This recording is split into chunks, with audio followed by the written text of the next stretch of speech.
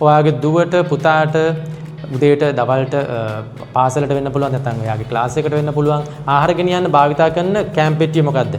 ඒක ප්ලාස්ටික් කෑම පෙට්ටියක් නම් ඒ වගේ මෙන්න මේ වගේ ප්ලාස්ටික් කෑම පෙට්ටියක් නම් අනිවාර්යෙන් බලන්න. සමහරවිට ඔයත් ඔයාගේ කාර්යාලයට වැඩ කරන තැනට කෑම ගෙනියන්නේ උදේට දවල්ට සමහරවිට ප්ලාස්ටික් කෑම පෙට්ටියක වෙන්න පුළුවන්. එහෙනම් මේ වීඩියෝ එක අරිමාණයෙන් බලන්න. අපි ප්ලාස්ටික් කෑම පෙට්ටියක් භාවිතා කරාම මොකද්ද වෙන්නේ ඇත්තටම?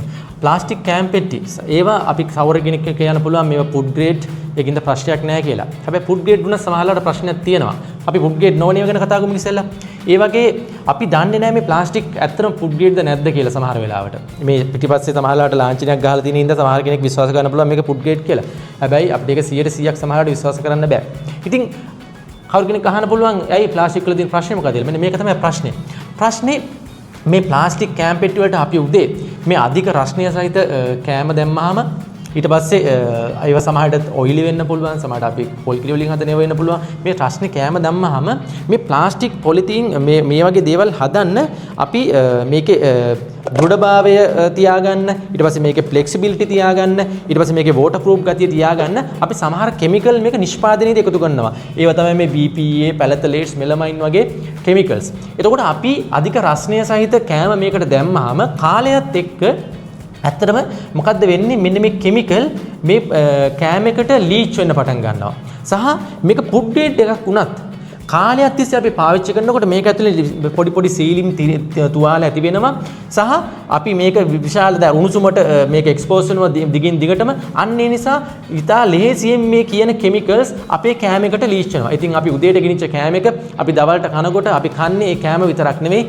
මෙන්න මේ වගේ ලීච් වෙච්ච කෙමිකල් එක තමයි කමන්නේ. එයින් එක ප්‍රධානම දෙයක් තමයි BPA සහ පැලතලේ. මේවා අධික විෂ සහිත රසායනික සංයෝගයයි මම එහෙම කියන්නේ දැනට විද්‍යාඥයන් සොයාගෙන තියෙනවා මේ BPA සහ මේ පැලතලේට්ස් වගේ ඒවා අපේ මේ හෝමෝන වල අසන්තුලිතතාවය ඇති වෙන්න හේතු වෙනවා.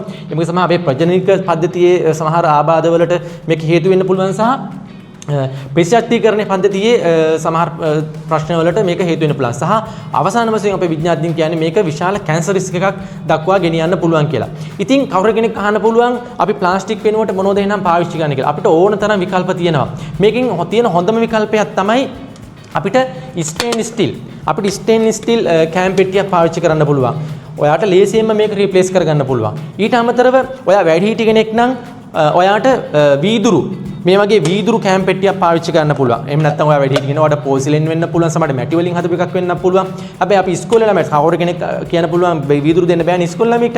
හැබැයි ඉස්කෝලේ ළමයට අපි රෙකමන්ඩ් කරන එක තමයි මේ වගේ ස්ටේන්ලස් ස්ටිල් කෑම පෙට්ටියක්. ඉතින් ඒ වගේ එකක් භාවිතා කරොත් මෙන්න මේ විදිහට එන්න පුළුවන් මේ සෞඛ්‍ය අවදානම ඔයාට ඉතා ලේසියෙන් අඩු කරගන්න පුළුවන්. ඉතින් අපි අපේ අනාගත පරම්පරාව ගැන හිතනකොට අපි මේ වගේ විකල්ප ක්‍රමවලට අනිවාර්යයෙන්ම යන්න ඕන.